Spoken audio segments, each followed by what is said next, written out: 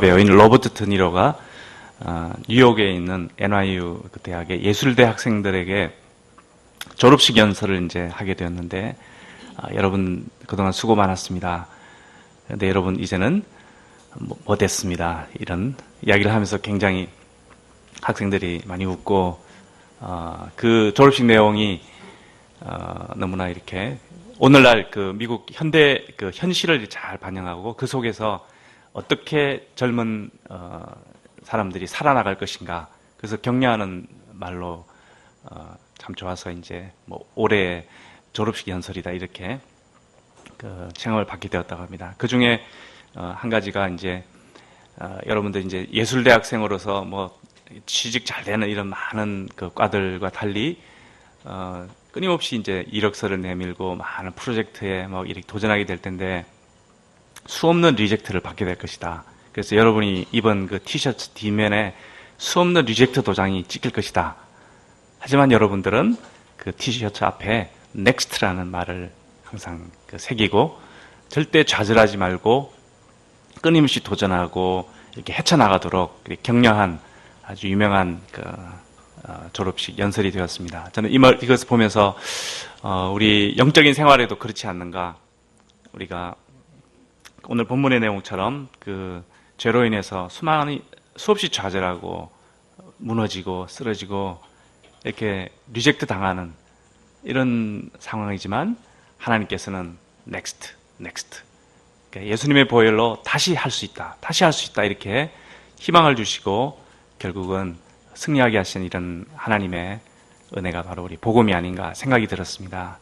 그래서 우리가 이 말씀을 수도 없이 들었지만 또 아마 수도 없이 죄를 범했던 것 같습니다.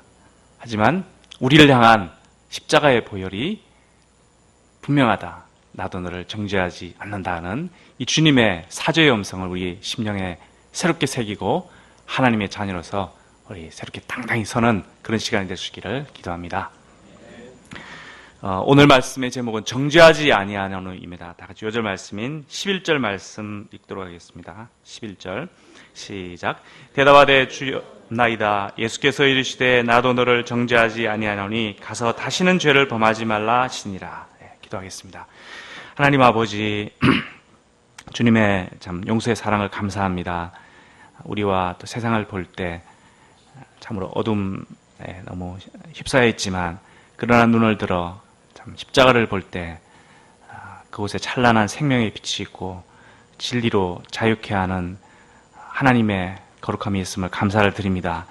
우리가 이 예수님의 십자가를 바라보며 우리를 정죄하지 않으시고 건강하고 행복한 삶을 살기를 바라시는 하나님의 우리를 향한 큰 희망과 또 사랑을 굳게 붙들고 살아갈 수 있도록 도와주시옵기를 간절히 기도합니다.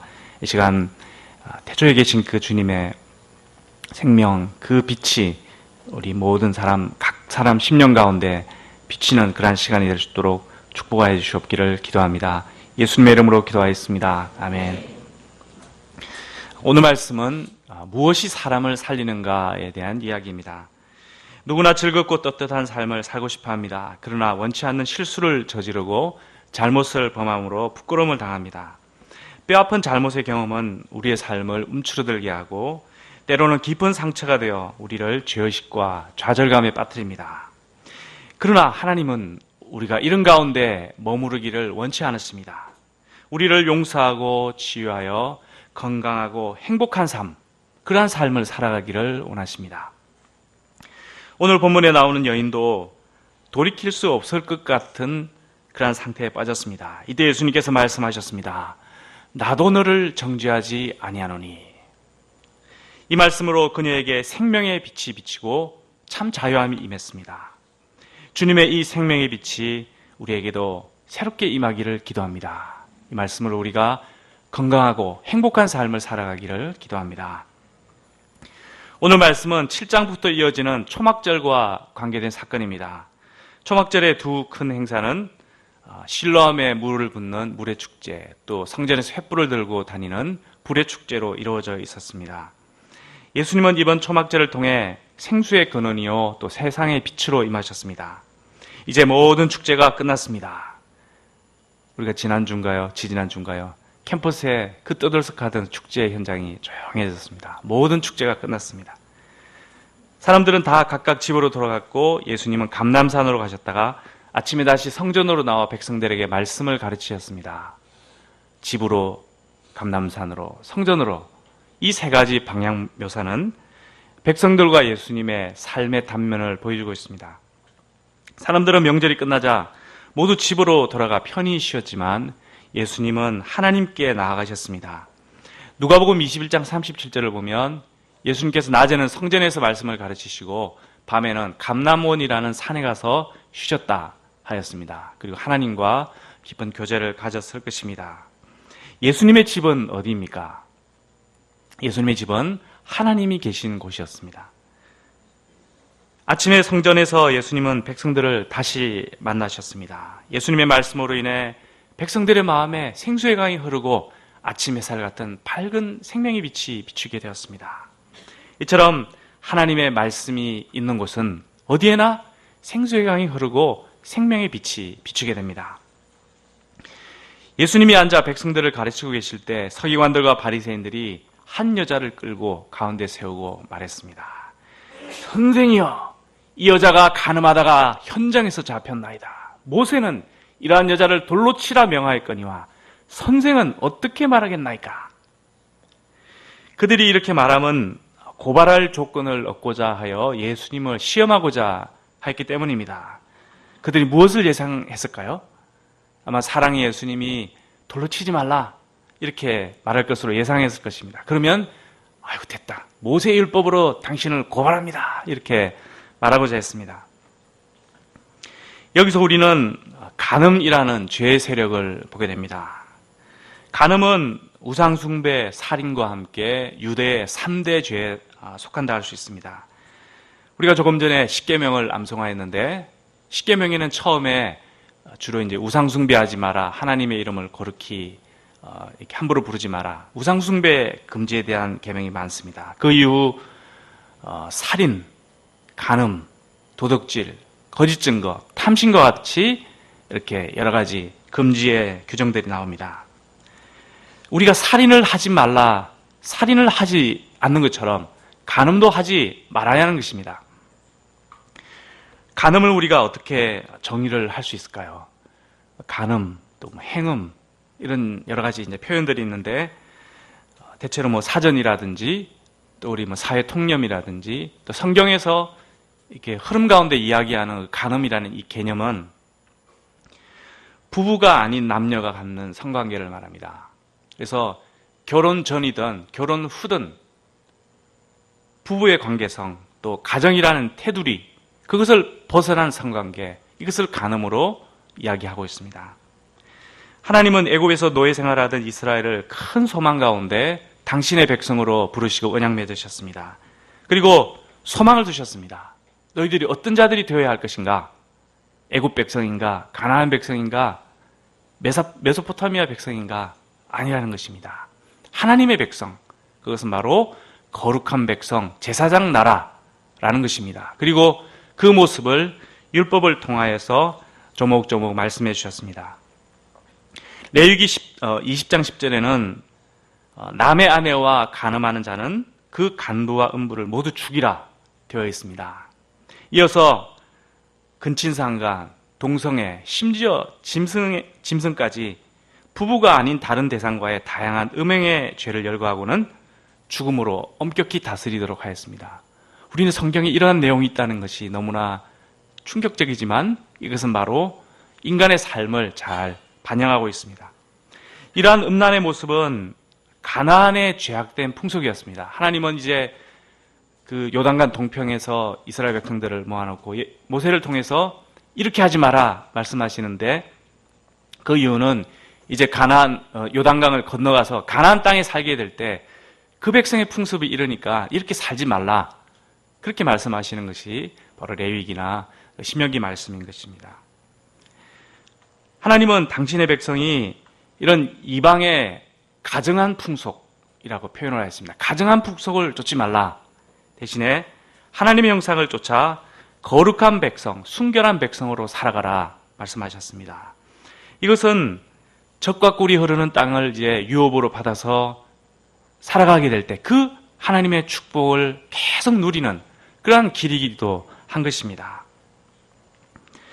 또한 이러한 간음의 범주에서 더 나아가서 성경은 육체의 정욕을 제어하라 이런 말씀을 신구약 성경 많은 곳에서 하고 있습니다. 예수님은 산상수훈에서 십계명을 제해서 가실 때 심지어 상대방을 음욕의 눈으로 보는 이런 것도 금하셨습니다. 그것도 이미 마음으로 이미 가늠한 것이다 하였습니다. 사도 베드로는 영혼을 거슬러 싸우는 육체의 정욕을 제어하라 하였습니다. 사도 바울은 우리가 얻은 자유가 있는데 이 자유로 마음대로 살지 말고 육체의 기회로 삼지 말라 이렇게 말하였습니다. 그리고 금해야 할 육체의 일을 나열할 때 처음 세 가지를 음행, 더러운 것, 호색이라고 하였습니다. 그리고 이런 자들은 하나님의 나라를 유업으로 받지 못할 것이다 하였습니다. 계시록 27장 8절에는 둘째 사망고 최후 심판을 당할 자들이 쭉 나열이 되어 있는데 그 중에 살인자들과 음행하는 자들이 포함이 되어 있습니다. 이처럼 성경은 하나님의 백성이 거룩하고 순결한 삶을 살도록 이렇게 말씀하고 있습니다. 하나님의 백성뿐만 아니라 사실은 하나님이 창조하신 모든 인류가 이런 거룩한 삶을 살도록 이것이 생명의 길이고 행복의 길이고 축복의 길이다. 너희들이 살 길이다. 이렇게 주님은 거듭 말씀하고 있습니다. 많은 사람들이 무슨 재미로 인생을 사냐? 육체의 쾌락이 없으면 어떻게 인생을 사냐? 이렇게 함부로 말하는 사람들이 많습니다. 그래서 인생을 마음대로 즐기며 살아가라 이렇게 그럴듯한 말을 합니다. 하지만 이 세상에 우리가 찾아보면은 즐거움거리가 굉장히 많습니다. 하나님은 우리가 뭐 수도사처럼 그 인상을 찡그리면서 막 이렇게 살아가라 이렇게 명령하지 않으셨습니다. 오히려 많은 즐거움거리를 주었습니다. 우리가 운동을 할 때 즐겁지 않습니까? 막 뭔가 호르몬이 막 폭발하고 또 수다를 떨 때 그 속에서 수많은 그 기쁨의 호르몬들이 나옵니다. 음식을 먹을 때 저도 음식을 좋아하거든요. 음식을 얼마나 우리가 좋아합니까? 음식을 먹으면서 우리가 참 즐거움을 누릴 수가 있습니다. 또 여행을 하고 한국이나 외국이나 정말 여행을 많이 할 수가 있습니다. 또 취미 생활을 하고 또 때로는 일을 통해서 일이 힘들기도 하지만 일을 열심히 하면서 그 직업 속에서 우리가 건강한 즐거움을 누리기도 합니다. 또 가족이나 친구 등 하나님께서는 우리 삶을 이렇게 억누르고 뭐 수도사가 되라, 뭐 이렇게 막 억압하려는 이런 것이 목적이 아니라 우리가 세상을 돌아보면은 건강한 즐거움거리가 세상에 널려 있습니다. 이런 것을 통해서 즐겁게 살아라, 즐기며 살아라, 행복하게 살아라. 이것이 하나님의 창조의 목적인 것입니다.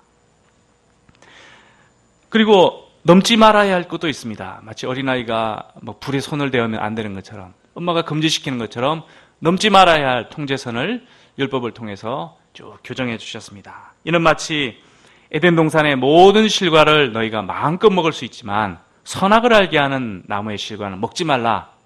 그것이 바로 너희들의 생명을 위한 것이기 때문이다 하는 그런 경우와 같습니다. 사람들은 육신을 쫓아서 사는 삶이 즐거울 것이라 생각하지만 사실 속을 들여다보면 그렇지 않습니다. 저도 많이 해봤는데 그렇지 않습니다. 우리 잘 알지 않습니까? 육신을 쫓아 사는 삶이 그 잠깐의 쾌락을 주지만 얼마나 우리 영혼에 깊은 고통을 주는 것인가 우리는 너무나 잘 알고 있습니다.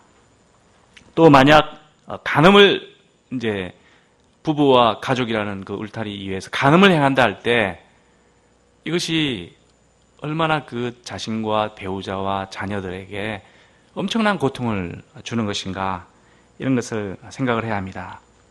이러한 행위는 개인의 인격을 파괴할 뿐만 아니라 상대방에게 깊은 상처를 남깁니다.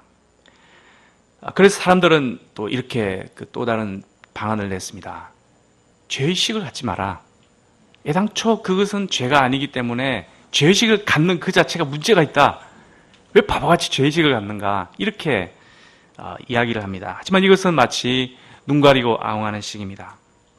인간에게는 하나님이 주신 도덕률이 있고 도덕성이 있고 양심이 있기 때문에 하나님의 형상이 있기 때문에 사람들은 끝없는 내면의 송사에 시달립니다. 추하고 더러운 자신의 모습을 보고 고통을 합니다. 또 간음은 상대방의 마음과 삶을 파괴시키기도 합니다. 간음에 좀 못 미친다 할 수 있는 성추행, 물론 이것도 굉장히 심각한 죄이지만 성추행 생각할 때도 상대방에게 정말 큰 고통에 빠뜨립니다. 최근에 어떤 대학 교수가, 우리 가까운 데에 있는 어떤 대학 교수가 대학원 여학생을 성추행을 하였습니다. 그래서 처벌을 피하려고 아예 그냥 미리 학교를 그만두어 버리는 그런 사건이 있었습니다. 굉장히 머리를 썼습니다.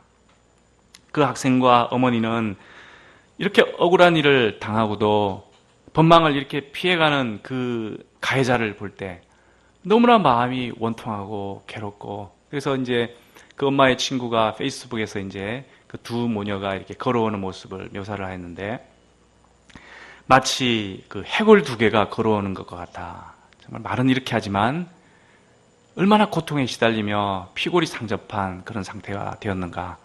성추행이 얼마나 사람들을 고통스럽게 하는가 하는 것을 우리가 볼 수가 있습니다. 최근에 저는 선교사님을 공항에 마중 나가기 위해서 이렇게 공항로비에 앉아 있었는데 갑자기 어디선가에서 정말 제가 태어나서 처음 들어보는 세상을 찢어놓을 듯한 그 분노 가득한 한 여인의 절규와 욕설이 공항 가득 들려오는 것을 들었습니다. 조금 전 비행기에서 내릴 때 아무개가 이 누구가 저 앞에 걸어가는 사람이 있었습니다. 그 사람을 향해서 이 누구가 막 이렇게 나에게 이렇게 성추행을 했다. 이렇게 정말 모든 사람이 그냥 순간 팍 다 얼어버리는, 얼마나 고통이 심했는가, 얼마나 마음이 아팠습니다. 이처럼 간음과 성추행과 같은 것들이 사람들은 잠깐 즐기고 빠질 수 있을 것이라 생각하지만 자신과 상대방의 마음에 정말 씻을 수 없는 고통을 남길 때가 많습니다. 무엇보다 간음은 가정을 파괴시킵니다. 모든 사람은 가정에 속해 있는데 그 가정을 파괴시키기 때문에 결국은 그 가정에 속한 사람들을 다 파괴시키는 것입니다. 이로 인해 배우자에 대한 신뢰, 자녀와의 신뢰의 관계성이 사라집니다. 특히 배우자 두 사람도 그렇지만 자녀에게 있어서는 가정이라는 것은 하나의 소우주의입니다. 이 소우주가 해체되어 버리는 이런 고통을 안기게 됩니다. 또 사회적으로도 지탄을 받아 일생 동안 쌓아 올린 사회적인 명예와 지위를 박탈당할 때가 많습니다. 우리가 잊을만 하면 매스컴을 장식하는 사회 지도급 인사들의 성 스캔들이 이를 잘 보여줍니다. 우리 사회의 성범죄에 대한 사회적 인식은 매우 높습니다. 타인이라든지 공인에 대해서는 정말 엄격한 잣대를 들이댑니다. 하지만 자기에 대해서는 또 다른 잣대가 있습니다.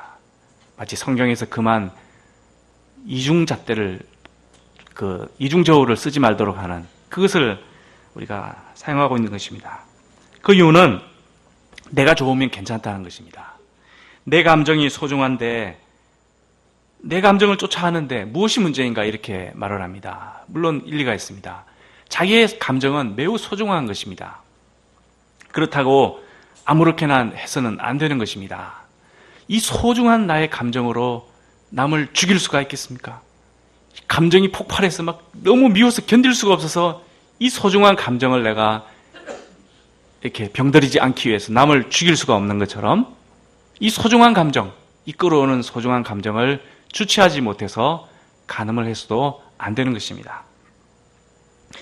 결혼 후에 잠자리를 하는 것을 가벼이 여기는 사람들이 우리 사회에 점점 늘어나고 있습니다.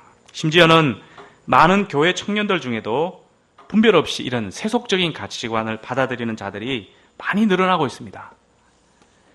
세상이 다 그렇게 하는데 왜 그러냐? 왜 청교도처럼 우리를 가르치려는가? 그리고 특히 기독교를 많이 반박합니다. 사실은 불교도 그 이야기를 해야 합니다. 간압하지 마라, 음란하지 마라. 불교도 엄격하게 이야기해야 되고 유교도 그 이야기를 해야 되고 그런 이야기를 해야 되는데 욕을 먹으니까 하지 않습니다. 이것이 대세이기 때문에 어쩔 수 없는 것입니까? 우리가 기억해야 될 것은 노아 홍수 때 방주 속에 들어있던 그 소수만을 제외하고 나머지 다수는 다 물결에 쓸려 내려가 버렸다는 것입니다. 많은 사람이 한다고 해서 그것이 옳은 것은 아닌 것입니다. 이에 대해 하나님은 말씀하십니다. 간음하지 말지어다. 거룩할지어다. 우리 그리스도인의 성도덕에 대한 기준은 세속의 가치관이 아니라 하나님의 법이어야 합니다. 상대적인 가치관이 아니라 절대적인 가치관을 가져야 합니다. 이러한 가치관, 기독교 인생관을 특히 젊은 날 잘 확립해야 합니다. 해보고 싶은 거 다 해보고 누리고 싶은 거 다 누려보고 정말 자기 부인이라든지 내면과의 철저한 싸움 없이 형성이 된 그러한 인생관, 이러한 인생관은 정말 허술하기 짝이 없는 것입니다. 최근 우리나라에서는 간통죄가 폐지되었습니다. 형법 제241조 1항, 형법 제241조 괄호 열고 간통 괄호 닫고 제1항, 이것이 법조문에 쓰여진 것입니다. 제1항은 배우자가 있는 자가 간통한 때에는 2년 이하의 징역에 처한다. 그와 상관한 자도 같다. 그리고 제2항, 그 내용은 이제 부속된 것이기 때문에 제2항, 이 1항과 2항, 241조 이것이 위헌이다 해서 폐지가 되었습니다. 이로써 간통이라는 법적 차원의 죄명이 사라지고 간통은 이제 도덕적 차원의 문제로 남게 되었습니다. 이 법안 폐지의 이유는 잘 아시겠지만 이 남녀 간의 문제가 개인의 의사에 대한 것인데 국가가 개입할 수 없다라는 것입니다. 7대2의 판결 가운데 법안 폐지에 반대한 2명의 재판관은 성도덕을 지키고 혼인제도를 보장하는 효과가 있다면서 이 간통죄 유지의 필요성을 말하기도 하였습니다. 어쨌거나 이제는 예전과 달리 간통이 형사처벌의 대상에서 제외가 되었습니다. 그러나 이는 이제 판도라의 상자가 열렸으니 마음대로 죄를 지어라 하는 말입니까? 결코 그렇지 않습니다. 간통죄 폐지는 간통 자체가 옳다는 것을 말하는 것이 아닙니다. 형사적인 책임, 2년 이하의 징역에 처한다. 이 형사적인 책임을 면하는 것입니다. 간통죄 폐지 이후에도 여전히 민사상의 위법의 책임이 남아있어서 간통은 이혼의 사유가 되고 위자료 청구의 원인이 됩니다. 형법 241조가 있고 없고의 문제가 아닙니다. 간음죄를 짓지 않고자 하는 나와 가정의 순결을 지키고자 하는 이런 노력이 필요하다는 것입니다. 간음이 개인과 가정과 사회를 파괴하는 심각한 죄인 줄 알면서도 왜 이를 계속해서 범할까요? 그 이유는 강력한 죄의 세력 때문입니다. 이 세력은 너무나 커서 인간의 힘으로는 빠져나올 수 없습니다. 법은 인간의 죄를 인식시키고 잠시 통제는 하지만 죄를 없애지는 못합니다. 그래서 거룩하게 살고자 그 죄와 싸우고자 했던 그 사도 바울조차도 오라 나는 공고한 사람이로다. 이 사망에서 몸에서 누가 나를 건져내랴 탄식을 하였습니다. 또 간음죄, 음란의 죄는 그 위대한 왕 다윗도 넘어뜨렸습니다. 다윗 왕은 모든 것이 잘 돌아가는 그 승리의 날에 음란에 사로잡혀 충신의 아내와 간음을 행하고 이를 숨기려고 그 충신을 죽여버렸습니다. 이에 대해서 성경은 이 일이 여호와 보시기에 악하였더라 평가하였습니다. 이 죄로 인해 다윗 자신과 그의 왕국은 그 이후 말할 수 없는 도탄에 빠졌습니다. 어떤 사람이라도 죄의 세력에 사로잡힌다면 정말 누구도 빠져나올 수 없습니다. 그래서 사로잡히기 전에 요셉처럼 그것을 떠나버리는 이것이 가장 지혜로운 길입니다. 예수님은 이 문제를 어떻게 해결하셨습니까? 6절 하반절을 다시 보십시오. 예수님은 몸을 굽혀 손가락으로 뭔가를 땅에 쓰셨습니다. 그리고 말씀하셨습니다. 너희 중에 죄 없는 자가 먼저 돌로 치라. 그리고 다시 몸을 굽혀 땅에 쓰셨습니다. 예수님은 침묵을 통해서 메시지를 전하고 오셨습니다. 침묵 가운데 들려오는 하나님의 뚜렷한 음성을 듣도록 하셨습니다. 예수님은 율법을 폐하러 오신 분이 아닙니다. 모세의 법을 따라 죄는 죄고 죄에는 징벌이 따른다 하는 것을 말씀하신 것입니다. 그러나 이것이 전부가 아니었습니다.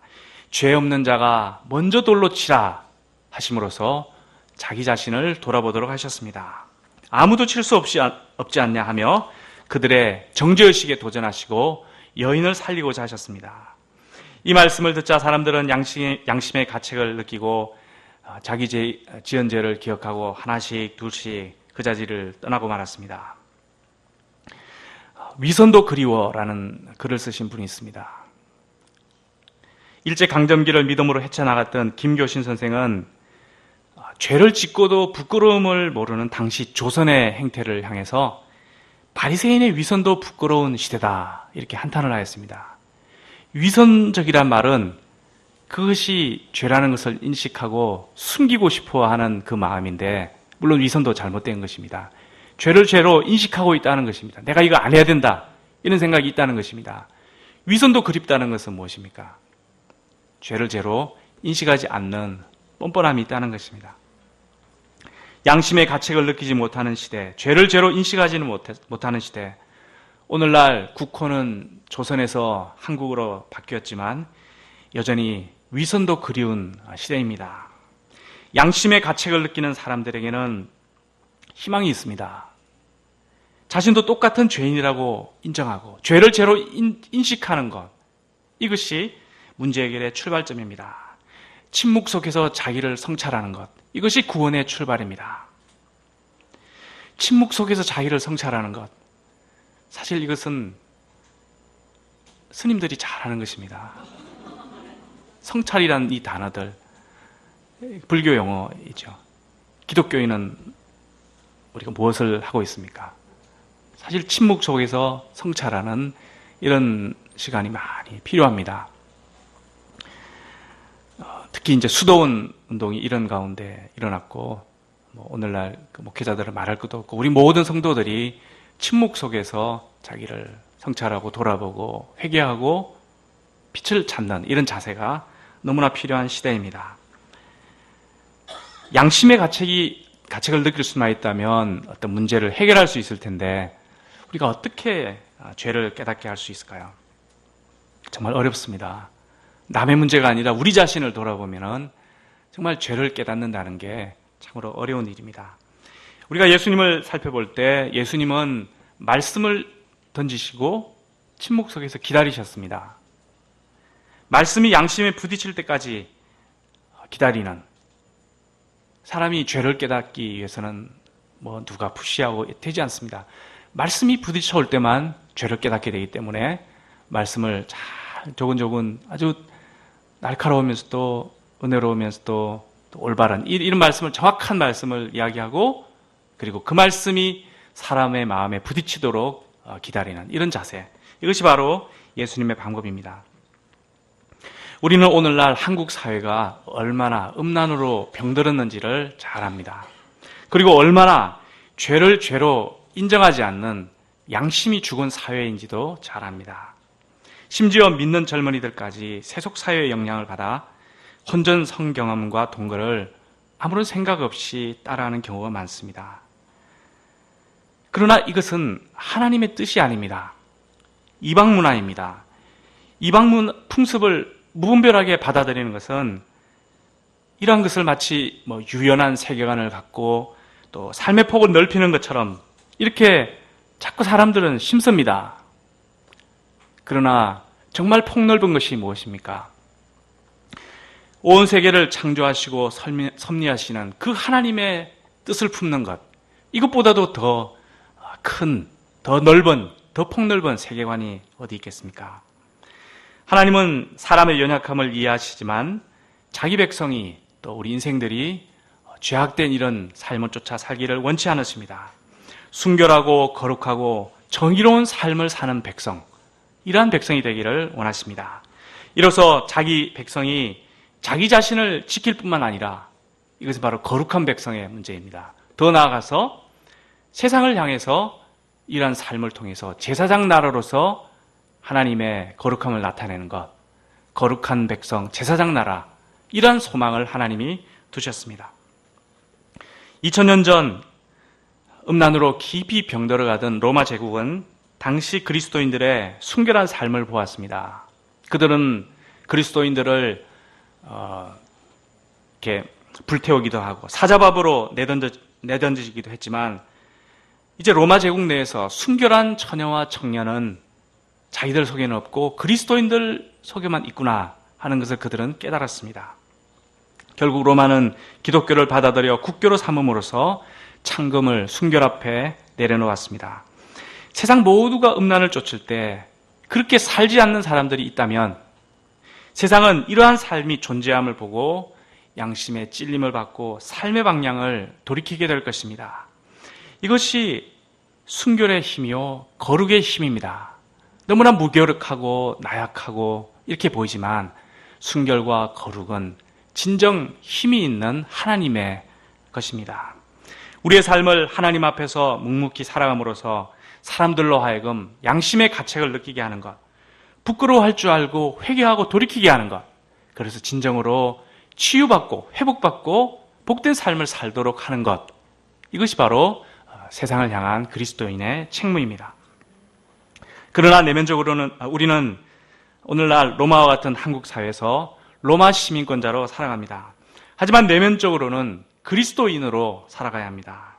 우리 자신뿐만 아니라 우리의 자녀, 우리의 양들, 우리의 후손들, 육신적인 시대의 가치관을 쫓지 않고 하나님의 거룩함을 쫓아가도록, 그 생명의 길을 가도록 우리가 모든 노력을 다할 수 있기를 기도합니다. 거룩과 순결은 힘입니다. 우리 삶에 매우 중요한 자산입니다. 특히 순결한 믿음의 가정, 건강한 하나님의 가정은 세상의 빛과 소금이 됩니다. 성이라는 그 자체는 참으로 아름다운 것입니다. 성은 생육하고 번성하라는 하나님의 창조 명령을 이루는 방편입니다. 성이 없다면 생육하고 번성할 수 없습니다. 성은 사랑이라는 이런 향기, 이 아름다운 페로몬을 뿌려서 생명의 열매를 맺는 것입니다. 행복의 열매를 맺는 것입니다. 그러므로 성은 우리 인생의 꽃과 같은 것입니다. 하지만 이 꽃이 가정이라는 울타리를 넘어버리면은 마약의 재료인 양귀비처럼 되어버립니다. 우리가 성이라는 이 아름다운 인생의 꽃을 가정이라는 울타리 안에서 잘 가꾸는 우리 그러한 행복한 정원사들이 되기를 기도합니다. 모든 사람이 물러간 후 예수님께서 여인에게 말씀하셨습니다. 여자여, 너를 고발하던 자들이 어디 갔느냐? 너를 정죄한 자가 없느냐? 여자가 없나이다 말하자 예수님이 이렇게 말씀하셨습니다. 나도 너를 정죄하지 아니하노니 가서 다시는 죄를 범치 말라. 사람이야 양심의 가책을 받아 돌을 던지지 못했지만 예수님은 정죄할 수 있습니다. 죄 없으신 하나님의 아들이요 죄에 대한 심판장이신 예수님께서 여인이든 저든 여러분이든 누구든 그 잘잘못을 판정을 하시고 또 정죄할 수 있는 분이십니다. 그러나 예수님은 정죄하지 않으십니다. 예수님이 이 땅에 오신 목적은 구원이요 생명입니다. 정죄하고 잘라버리고 심판하는 것이 목적이 아니라 회개한 자를 구원하고 생명을 주려는 것, 회복시키고 치료하고 치유해서 건강한 삶을 살게 하는 것, 이것이 예수님의 목적입니다. 내 죄사함을 받았느니라 하는 이 사죄의 선포를 하시기 위해 오신 분입니다. 로마서 8장 1절은 말합니다. 예수 안에 있는 자에게는 결코 정죄함이 없나니. 예수님 안에는 정죄함이 없습니다. 하나님이 나 같은 자를 용서하실까? 우리가 염려가 될 때가 많습니다. 그런데 진짜 문제는 내가 나를 용서했는가 하는 것입니다. 주님은 우리의 죄를 기억도 안 하십니다. 우리가 우리의 죄를 기억할 뿐입니다. 예수님은 우리가 스스로를 허물과 죄로 규정하지 말라 합니다. 우리의 정체성이 그러한 것에 있지 않다. 아닙니다. 주님, 제가 죄를 많이 지었는데요. 저의 정체성, 저의 아이덴티티가 이게 아닌가 계속 생각하지만 하나님은 너의 정체성은 그런 것이 아니다. 그럼 뭐냐? 하나님의 자녀라는 것입니다. 우리의 손에는 죄에 대한 해방선언문, 성경이라는 해방선언문을 가지고 있습니다. 우리는 이러한 하나님의 자녀인 것입니다. 그러므로 죄의식에 짓눌려 우리가 살아가지 말아야겠습니다. 나는 용서받은 하나님의 존귀한 자녀다. 이렇게 선포하고 때로는 주장하며 이렇게 살아갈 수 있기를 기도합니다. 예수님이 이처럼 정죄하지 않을 수 있는 이유가 무엇입니까? 그것은 바로 십자가에서 우리의 죄값을 다 치르셨기 때문입니다. 친히 나무에 달려 그 몸으로 우리 죄를 담당하셨으니, 예수님은 우리의 모든 죄를 짊어지고 십자가에서 죽으셨습니다. 심지어 십자가에서 자신을 못 박는 군병들을 향해서도 아버지여 저희를 용서하소서, 자기 죄를 알지 못함이니이다 기도해 주셨습니다. 이 예수님의 용서의 사랑이 우리의 내면에 생수의 강이 흐르게 하고 우리 삶에 생명의 빛을 비추었습니다. 이 주님의 진리가 우리를 참으로 자유한 삶을 살게 하였습니다. 이처럼 사람을 진정 살리는 그 길은 돌이 아니라 용서입니다. 예수님은 더 나아가 분명한 삶의 방향을 주셨습니다. 우리 요절 말씀인 11절을 다시 한번 읽어보도록 하겠습니다. 시작. 대답하되 주여 없나이다. 예수께서 이르시되 나도 너를 정죄하지 아니하노니 가서 다시는 죄를 범하지 말라. 이를 통해 예수님은 가서 다시는 죄를 범하지 말라, 이것은 간음이 죄임을 분명히 하신 것입니다. 그러한 죄를 다시 짓지 말라 하셨습니다. 하지만 여인은 이렇게 죄사함 받은 후에도 또 죄의 유혹과 시험에 빠질 가능성이 있습니다. 그래서 다시는 죄를 범치 말라는 이런 주님의 말씀으로 다짐을 하는, 정말 다시는 죄를 범치 말고자 하는 이런 영적인 투쟁이 필요하다는 것입니다. 12절은 이렇게 표현을 합니다. 나는 세상의 빛이니 나를 따르는 자는 어둠에 다니지 아니하고 생명의 빛을 얻으리라. 또 31절에서는 내 말에 거하면 참으로 내 제자가 되고 진리를 알지니 진리가 너희를 자유롭게 하리라 하였습니다. 우리의 힘으로는 절대 죄를 이길 수 없다 하는 것을 기억해야 합니다. 주님을 따를 때 그 생명의 빛이 우리에 있는 어둠을 몰아냅니다. 주님의 말씀에 거할 때 그 말씀의 진리가 우리를 죄로부터 자유한 삶을 살게 합니다. 정죄하지 않는 문제는 개인의 차원을 넘어 사회적으로도 확산이 되어야 합니다. 최근 우리 사회가 추구하는 가치 중 하나는 너무나 귀에 못이 박히도록 들은 힐링과 공감입니다. 상처받은 자를 보듬고 공감하며 함께하고 회복하려는 사회, 참으로 얼마나 아름다운 이상이고 얼마나 아름다운 사회, 대한민국입니까? 그런데 많은 경우 우리는 용서가 없고 정죄가 가득한 우리 사회의 모습, 자기 편에 대해서는 부패와 관용이 넘쳐나는 사회, 실수를 범한 사람들에게는 마치 한풀이 하듯 돌을 던지는 그러한 사회, 그만큼 상처와 아픔이 많은 우리 사회의 모습을 목도하고 있습니다. 우리 사회의 이런 끊임없는 대립과 갈등의 기원이 무엇일까요? 좀 생각해 보니까 기마민족의 역동성인가? 아니면 우리 역사에 정말 깊이 얼음처럼 곳곳에 박혀있는 이런 한인가? 이런 생각이 들었습니다. 일반 사회학의 눈으로 볼 때 유교의 도덕성, 불교의 관용, 기독교의 사랑이 어우러진 우리 한국 사회의 이런 따뜻하고 정감 어린 문화가 언제 이렇게 변질이 되었는지 참으로 안타깝기만 합니다. 이 땅에 예수 그리스도의 용서의 복음, 화해의 소식이 강물처럼 흐를 수 있기를 기도해야겠습니다. 복음은 용서입니다. 십자가는 용서입니다. 십자가는 화해입니다. 화해와 화평, 관용과 자비, 긍휼과 사랑입니다. 용서를 말하면서도 한편으로는 죄에 대한 진리를 간과치 않는 생명의 소식입니다. 이어령 선생은 이런 말을 하였습니다. 기독교는 사랑 없는 정의가 아닙니다. 기독교는 사랑 없는 정의가 아닙니다. 이 말을 보면 얼마나 기독교인들이 정의라는 이름으로 함부로 상대방을 정죄를 많이 했는가. 사랑이 부족하다, 용서가 부족하다, 이런 이야기입니다. 그렇다고 해서 정의 없는 사회도 아닙니다. 이런 이야기를 하였습니다. 정의가 없는 사랑, 어떤 죄에 대한 분별력이라든지 옳고 그름이 없는, 무분별하게 받아들이는 이런 어떤 진리 없는 사랑, 이런 것도 아니라고 했습니다. 정의와 사랑의 조화, 거룩과 용서의 조화, 이것이 건강한 기독교의 모습입니다. 우리 사회가 싸움의 문화에서 용서의 문화로 바뀌어갈 수 있도록 증오와 한의 문화가 그리스도의 용서로 치유되고 이제 좀 막 한을 푸는 그런 사회가 아니라 용서하고 사랑하고 보듬어주고 기도하는 이런 따뜻한 문화로 될 수 있도록 기도해야 하겠습니다. 하나님이 사랑하신 이 사랑을 우리도 사랑으로 보듬고 기도하는 그런 그리스도인들 되기를 기도합니다. 결론적으로 오늘날 한국 사회는 로마와 같습니다. 특히 성도덕에 있어 이방의 풍습이 가득합니다. 우리는 충실한 로마 시민이어야 하면서도 그리스도인으로 살아가야 합니다. 우리는 그리스도의 생명의 빛 아래 진리로 자유케 된 삶을 살고자 합니다. 우리는 하나님의 말씀을 통해 무엇이 정상인지 정말 끈기 있게 배우고 가르치고 실천해야 합니다. 세상이 점점 어두워지는 이때 그리스도인이 무엇을 하는 사람인지, 무엇을 하지 않는 사람인지 우리 삶을 통해 보여줘야 합니다. 육신적인 로마 사회를 헤쳐갔던 초대교회 성도들처럼 우리도 참된 그리스도인의 삶을 살아낼 시대적인 책무를 가졌습니다.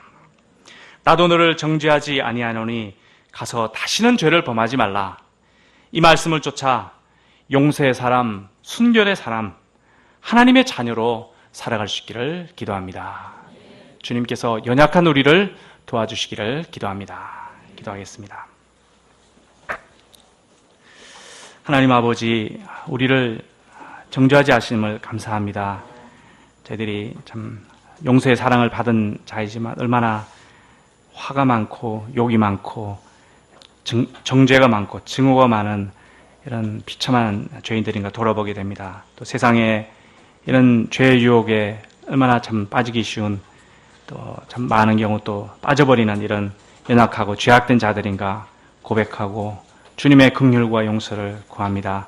주님 십자가의 보혈을 붙듭니다. 주님 저희가 용서받은 자로서 참 이웃을 용서하고 사랑하고 참 보듬고 감당하는 이러한 삶이 될 수 있도록 도와주시옵소서. 정의 없는 사랑, 사랑 없는 정의, 이러한 비뚤어진 참 기독교인이 되지 않고 정의와 사랑, 거룩과 용서를 참 함께 가진 이런 올바른 하나님의 자녀로 성장하며 이 세상에서 힘있게 살아가도록 은혜 주시옵기를 간절히 기도합니다. 주님의 용서의 사랑과 긍휼로 인해 감사와 찬송을 드립니다. 예수님의 이름으로 기도하였습니다. 아멘.